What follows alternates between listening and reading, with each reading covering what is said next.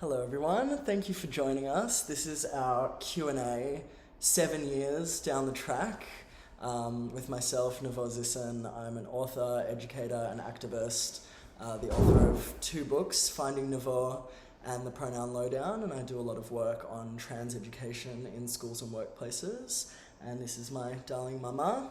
This is Sharon Swatlow. Do you want to introduce yourself a little bit? Okay, so my name is Sharon. I'm Navor's mother. I'm a former high school teacher, taught English, drama, media studies, Hebrew, Jewish history, etc., etc. And then I became a tour guide, more or less. Yeah, so a tour guide around Melbourne, showing our beautiful city to tourists that can't come here at the moment. So it only really occurred to me the other day that it had been 7 years since that Q&A, which we just did kind of spur of the moment, and it ended up getting 5,500 views in total, I think. So we thought we'd do another one, and I've gathered questions from my Facebook and Instagram to ask you and me as well. Great. So the first question and comment is in relation to the previous video. I watched this for the first time recently and thought it was fabulous. I guess I'd love to ask you both what is something you know now that you wished you'd known at the beginning of your journey? And they also said, thank you for sharing this with the world. You're helping more people than you could ever know. For me, you have advanced far from the point that where we were at that time. At that time, you were 8 months into testosterone. It was the first time I'd seen you since you had started to transition. And at that time, you were transitioning to male. The idea of being non-binary was not there yet. And so that's been a journey in itself since that point. You have gone to places that I didn't expect or know about. Yeah. So that would be the major thing for me. That's the main thing about you've learned in this time. That's the main change. No. But what are some of the main things you've learned? Acceptance. I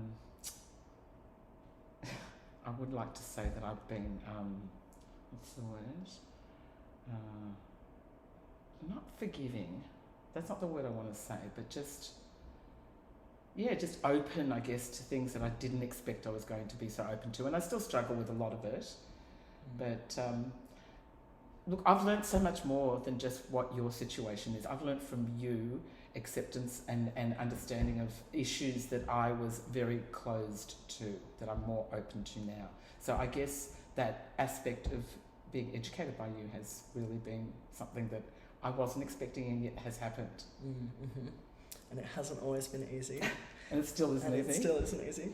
I think some of my biggest learnings, I guess one of the key things is that, when young people, or really people of any age, come out as trans, they are then bestowed with the honour of being the educator of everyone around them.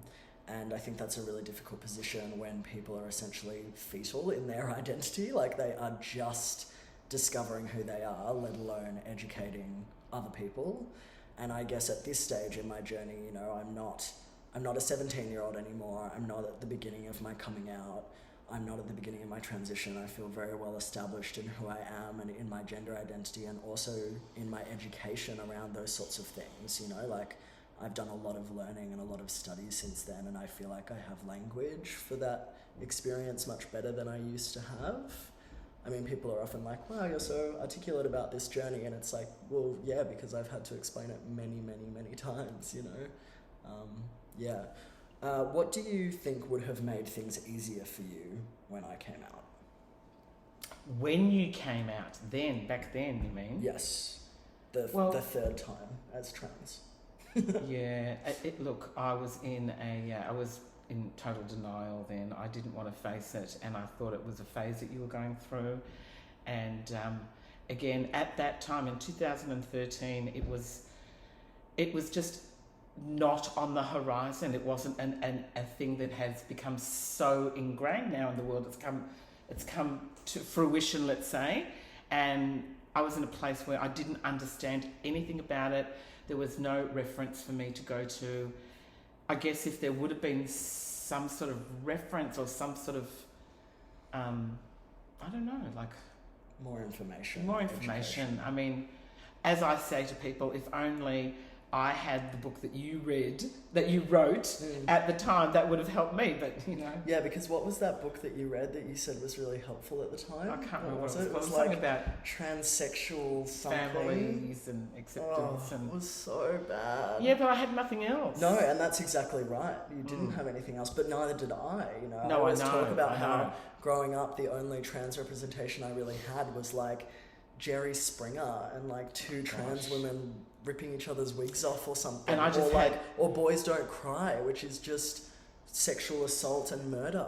You know, which I was like, great, what a future to look forward to. Which is still the reality for a lot of trans women of color, particularly in the US/Turtle Island, and I think that's a really important thing to recognise, is that these are still issues we're grappling with, but not the only imaginings of our future that we are able to have. And I guess on that note, do you have any regrets around that time? Me personally, I guess, yeah, the fact that I cut you off and didn't want to know about it and caused you grief, which was not a good thing, and I needed to be told by your friends and your girlfriend at the time that I was causing you harm, and I never ever wanted to do that. Yeah, so yes. Yeah. Someone's asked, my mum struggles with my pronouns, they, them. Any tips for other parents with non-binary kids? Okay, so I also struggle with it because I'm an English teacher, and as Neville has said, there are examples of how this has been used throughout history with the idea of, you know, someone left their keys, you're already pluralising and singularising the term. I remember saying to my mum that there were many English luminaries who used they, them as a singular pronoun since Shakespeare. 1300s, really. Yeah. And I said Shakespeare, and Mum said, well, I believe he only used it to refer to royalty. And I said, that's fine. Consider us royalty. Yeah, so in terms of how to deal with it and for non-binary parents, read Neville's book, The Pronoun Lowdown. She's good at plugging me. No, but that has some really great explanations as to how these terms can be used. And look, I have found myself, I have these arguments all the time with people I know, with friends of mine. Look, it took me a long time to arrive at this, and it doesn't matter whether I agree with it or not. That's the way it is. And this is what I say to my friends, as they say, but it doesn't make sense, and blah, blah, blah. And my answer to that is this, that language is constantly evolving, and that we need to embrace these changes, whether we agree with them or not. It's not up to us. That's just the way it is. I'm actually getting teary Aww, because I don't get to hear you say that very often, and I think historically that was what I was saying to Mum when she was struggling with that language. But I think this is the reality of what we need to witness, is that there is evolution and growth in relationships, and even if it doesn't happen immediately, it's a process. And I don't think I ever would have imagined that my mum would say things like that and be advocating on my behalf with her friends, 7 years ago or 8 years ago. And I think that is a gift of healing. Really. Although I will say this though, and this is like, I'm not trying to offend when I do this, but Neville will mention one of their friends to me, and I'll say, oh, is she happy with that, or is he happy with that? And Neville will say, it's they, Mum. And I said, how do I know which is he, she, they? And Neville said, you have to assume. No, you said just assume they're all they. Yeah, said, exactly. Okay. And then you find out from there. Yeah. What would you tell yourself 7 or 8 years ago that would help you cope with the changes? If you could go back to Sharon 7 or 8 years ago, what would you say to her? Okay. It's probably the same thing that I said at the time, and this is really important that I reiterate this, that it might be different packaging, but it's the same person. And that this is still my child who I love and has always been a certain way. And yes, you've grown in politically and things like that, but you're still you. Yeah. Yeah, and I think that's the main thing. I think so many parents are worried about their children transitioning and becoming someone else. But if anything, I believe transition is a profound form of self-love. We love ourselves so deeply that we want to be the fullest versions of ourselves, and that was what I was trying to explain to my mum at the time was, I've always been this way, you know, when she was, I think, mourning or grieving for the daughter that she felt she lost, I was like, did you ever really have that person though? Can I just tell you, I don't even think about that anymore. That has long gone, that grieving, and it's gone. Yeah. Yeah. So this is a question for me, sorry. Okay.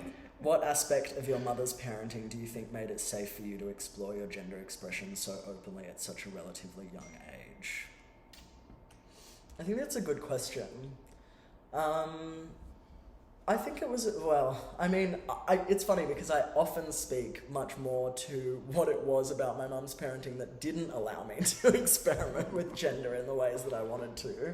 I mean, I was fighting with mum, kicking and screaming from the girls section of Target and Pumpkin Patch, and not allowed to get my hair cut as short as I wanted. And, you know, I remember, people would call me a drama queen and I would say, I'm a drama king. Fine with being dramatic, just had to be gendered correctly.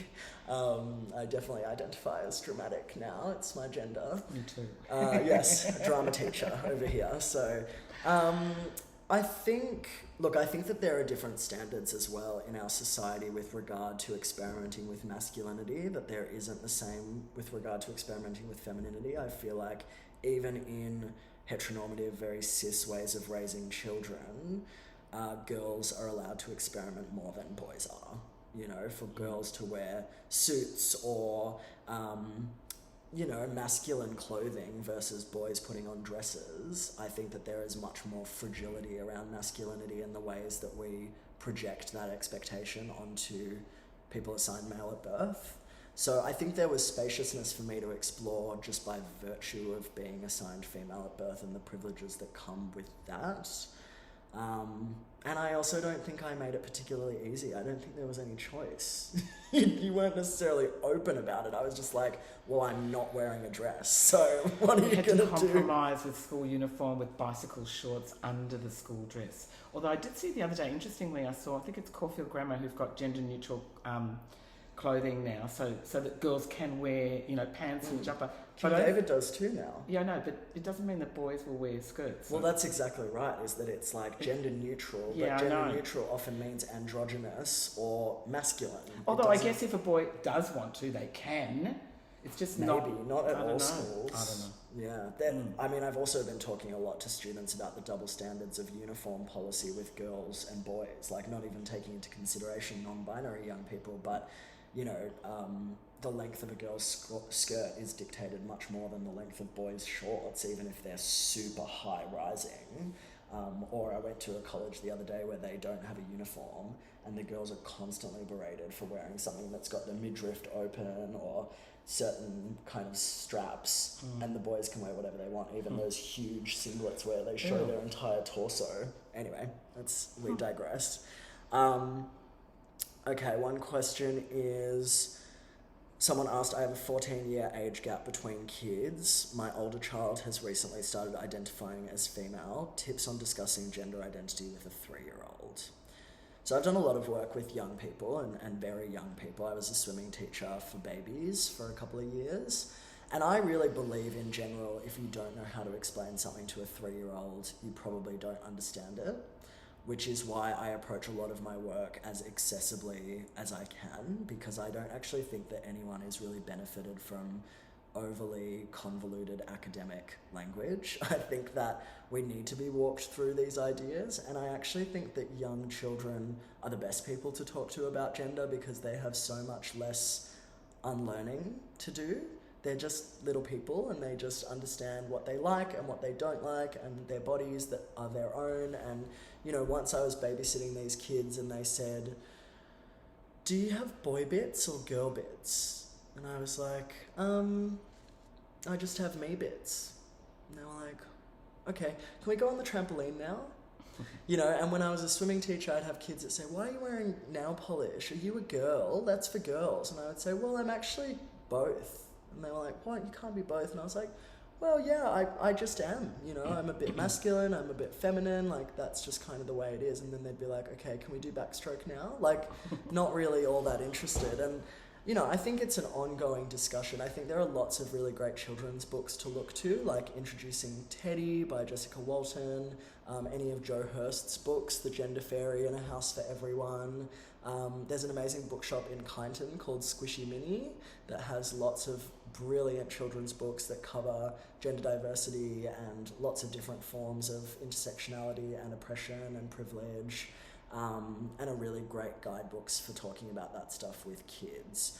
There's also an amazing book by Dr. Carl Myers called Raising Them, which is all about gender creative parenting, and I imagine would have a lot of answers to those questions as well. But, you know, a shameless plug again, in the Pronoun Lowdown, I have a list of resources of books, films, television, all sorts of things that you can access that will hopefully help in that process too.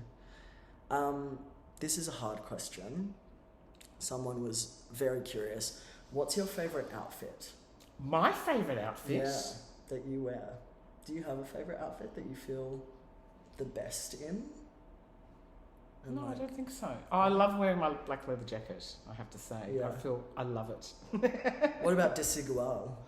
No, I'm over that. You're over it? Yeah, It was just a ages phase, ago. was it? Ages ago. Anything blue, really. What role has faith played in your journey together, and what advice would you give to both parents and their younglings about navigating the sometimes treacherous waters of faith/queerness and gender?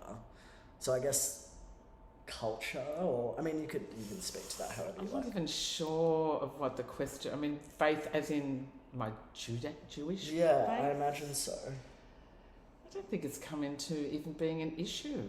I mean, I don't think I've even considered that aspect of it, the Jewishness of your queerness. I mean, don't get me wrong. I mean, I think it's amazing. I proudly tell people how you're part of this Jewish queer group and how you did this ceded for Pesach with 38 people coming, and I love that you embrace still your Judaism and your cultural heritage, probably in ways more than I do. Yeah, but in terms of my faith and your queerness, no, I don't think I haven't had a connection. No.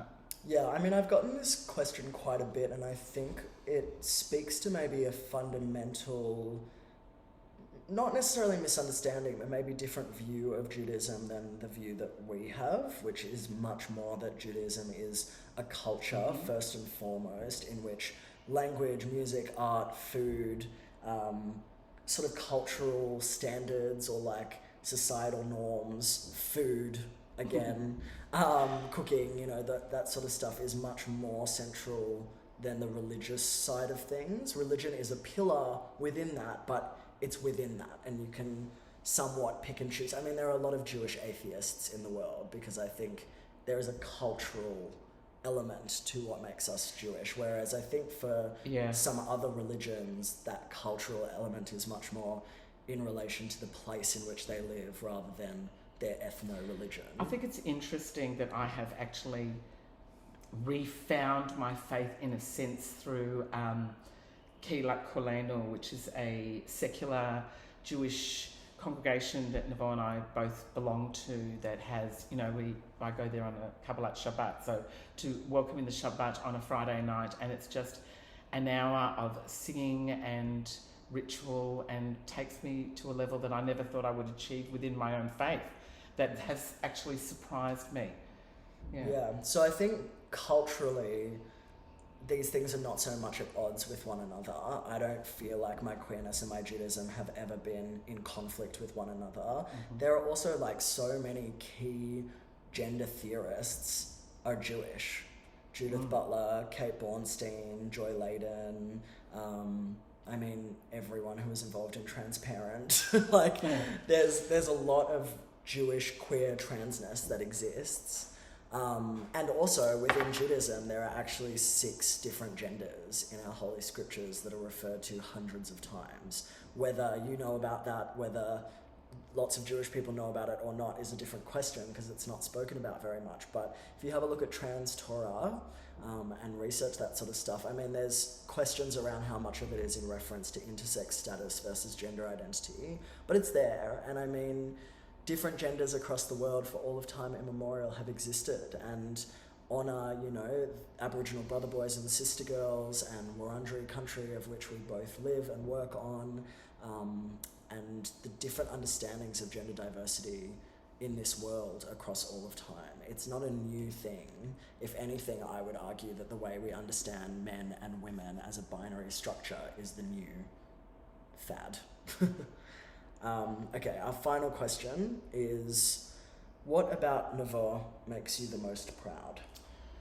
So many things, so many, but the most proud is the help and guidance and shining light that Navor has become through their incredible work with the queer community and the community at large in educating people about what this all means. And I'm so proud of Navor. Navor has saved lives, and it's just such a, as I said, a guiding light to so many people, and it gives me such pleasure to read the comments that people make after you've done a session or whatever. You've just created this, you've created a movement yourself, you know, on your own. You've created this movement and you offer such safetiness to people who never had that before, and that I'm most proud of that. And the fact that you've written some incredible books and that you're spreading your word throughout the world. It's pretty amazing. Thank you. Yeah, I mean, I really honour those words and those messages and really hold them deep, and also really want to pay homage to all of the ancestors who have led us here. I don't believe that I would have been able to get published and do the work that I had if it wasn't for so many queer and trans warriors who lost their lives in the trenches fighting for these kinds of rights, and that I stand on the backs of giants. And we haven't gotten to the social progress that we have because it's 2021, but because of really tireless effort, particularly from trans women of colour around the world, and that labour is not rewarded with the same kind of accolades that I may have experienced, and that I hope to redistribute that privilege and that wealth and access to knowledge and education as much as possible. Yeah. And another thing I want to say, just because we're 7 years down the track, the thing that I am most pleased, another thing that I'm most pleased about is the fact that you're happy. And that is so important to me, because I know you struggle so much. And your happiness is more important than anything. I didn't even know that was going to happen. Anyway. I hope everyone gets to have a loving mama like I do, and who has grown and learnt and, you know, really been here for me. Yeah. Thanks for watching, everyone.